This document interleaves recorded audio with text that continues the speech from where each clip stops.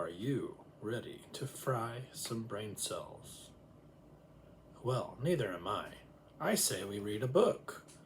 Dumb and Dumber, the official movie novelization by Madeline Dorr, based on a screenplay by Peter and Bobby Farrelly and Bennett Yellen. Chapter 1. It was as pretty as a day could be in Providence, Rhode Island. A lovely young woman stood on the street corner holding an armload of books and squinting up at the cloudy March sky. A black stretch limousine glided past her and then squealed to a stop, backing up quickly. After a moment, one of the darkened rear windows zipped down, revealing Lloyd Christmas. He was about 30 years old and had a pleasantly goofy smile and straight hair. "Excuse me," he said, straightening the crooked knot in his tie. "Can you tell me how to get to the medical school? I'm supposed to be giving a lecture in 20 minutes and my driver's a bit lost." "Go straight ahead and make a left over the bridge," the young woman said with a heavy European accent. "You from Jersey?" Lloyd asked cheerfully. The young woman looked at him and scowled. "Austria." "Austria?" Lloyd repeated. He put on a mock Australian accent. "Well, good day, mate. What do you say we get together later and throw a few shrimp on the barbie?" The young woman rolled her eyes and walked away. Lloyd sighed and pushed a button, closing the window again. He sat for a minute defeated, and then he climbed through the driver's partition and dropped into the front seat. He sighed again and put on a chauffeur's hat. Lloyd wasn't the limousine passenger. He was the driver. Nearby, Harry Dunn sped out of a fast food restaurant. He was dressed in a ridiculous beagle costume, complete with floppy ears, and he walked over to a parked van. The van looked like a giant dog. It had 4 legs hanging off the sides, a tail in the rear, and instead of a front grille, a dog's muzzle. The company name, Mutt Cuts, was painted along the side. Whistling happily, Harry got into the van and opened his fast food bag.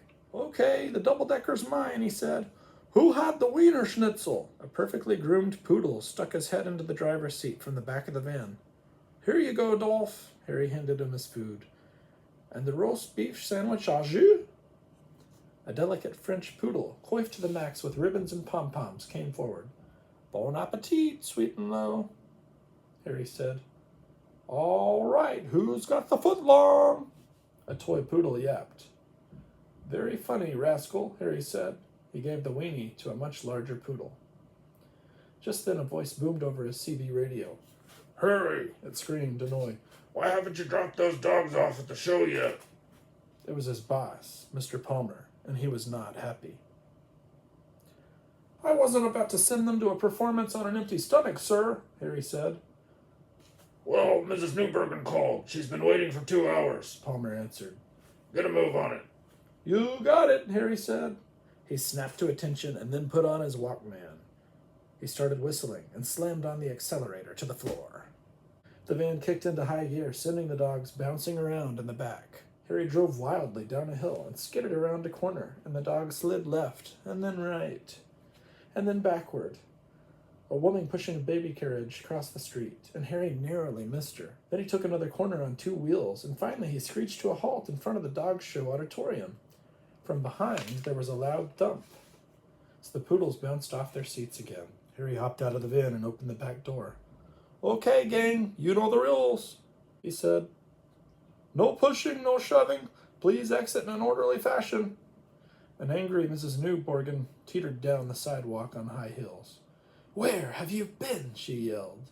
"Now I hardly have any time to primp the dogs." "Don't worry," Harry said proudly. "These pooches don't need any primping. I stand by my work." Mrs. Newborgan took one look inside the van and screamed. Harry turned. The beautifully groomed dogs now looked like frazzled, shivering strays. Their fur was covered with ketchup and mustard. "You, might just want to run a comb through 'em," he said. He ducked before Mrs. Newborgan could hit him with her umbrella. Lloyd pulled his limousine into a long, tree-lined driveway, and he got out, gazing in awe at the impressive stone mansion. He smoothed his hair slightly before walking up to the front door to ring the bell. The double doors opened, and the most gorgeous woman he could imagine appeared. She looked about 25 years old, with shining hair and trusting eyes. Lloyd's jaw dropped. "Oh, my," he whispered. "Hello," she said softly. "I'll be just a minute." As she stepped back inside, Lloyd whipped out a tiny can of breath spray, and he aimed the spray at his mouth and missed completely. Unseeing, he went to put the can away, and it clattered to the ground without him noticing. The woman came out again, and Lloyd held the car door open for her, and then he sped around to the driver's seat. The woman sat quietly, clutching a leather briefcase on her lap. Lloyd peered in the rearview mirror as he drove, trying to think of something charming to say. "Why are you going to the airport?" he asked. "You flying somewhere?" "How'd you guess?" she answered dryly. "Well, I saw your luggage, and then when I noticed the airline tickets, I put two and two together. Plus, it's written on the order." He paused. "So, where are you headed?" "Aspen," she said, staring out the window. Lloyd nodded. "Yup, California's beautiful this time of year," he cleared his throat. "Name's Christmas. Lloyd Christmas." "I'm Mary Swanson," she said without much interest. Lloyd nodded again, trying to think of another way to impress her. This isn't my real job, you know. It's only temporary." He checked his rearview mirror to see if she was listening. "You see, my friend Harry and me are saving up our money so we can open our own pet store." "That's nice," Mary said vaguely. Lloyd gave her a twinkly smile. "I got worms," he announced. Mary looked startled. "I beg your pardon?" "That's what we're going to call it," Lloyd explained. "I got worms. We're going to specialize in selling worm farms, you know, like ant farms. A lot of people don't realize that worms make much better pets. They're quiet, they don't bite, and they're super with the kids." "Aren't ants quiet too?" Mary asked. "Yeah," Lloyd admitted. "But if you cut their heads off, they won't grow back." Mary frowned. "Best of all, worm farming is a $75,000 a year industry," Lloyd chuckled. "I wouldn't mind having a chunk of that pie, if you know what I'm saying." To her credit, Mary had no idea what he meant. "What's the matter?" Lloyd asked. He could see that her mind was elsewhere. "A little tense about the flight?" "Something like that," she hesitated. Lloyd swiveled around to look at her. The steering wheel spun, and the limousine aimed at an ongoing car. "It's really nothing to worry about. Statistically, they say you're more likely to get killed on the way to the airport."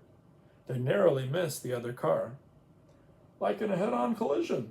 As he kept talking, he ran a red light. "Or getting trapped under a gas truck. That's the worst. I have this cousin." He stopped. "Well, had this cousin, and one time a second oncoming car blared its horn in warning." Lloyd, could you please keep your eyes on the road?" Mary's eyes widened with each near miss. "Good thinking," Lloyd said. Cheerfully, he turned to face the road again. "Can't be too careful. There's a lot of bad drivers out there." Once they got to the airport, Lloyd loaded Mary's bags onto a cart and slammed the trunk. She reached into her purse and pulled out a $10 bill. "Here you go," she said nervously. No, I couldn't possibly accept this. Not after all we've been through." Mary managed a weak smile. "Well, thanks, Lloyd. And good luck with your worms." Lloyd held his arms out wide, and Mary moved into his embrace. "Oh, I hate goodbyes," Lloyd sighed, holding her close. Mary tried to pull free. Lloyd." He let her go, and then he put his index finger to her lips. "Shh," he whispered. "Just go." She frowned, picking up her briefcase and luggage. Lloyd watched her head for the terminal, and he sighed again, enchanted and lovesick. The most perfect woman in the world for him had just walked right out of his life. Stay tuned for Chapter 2.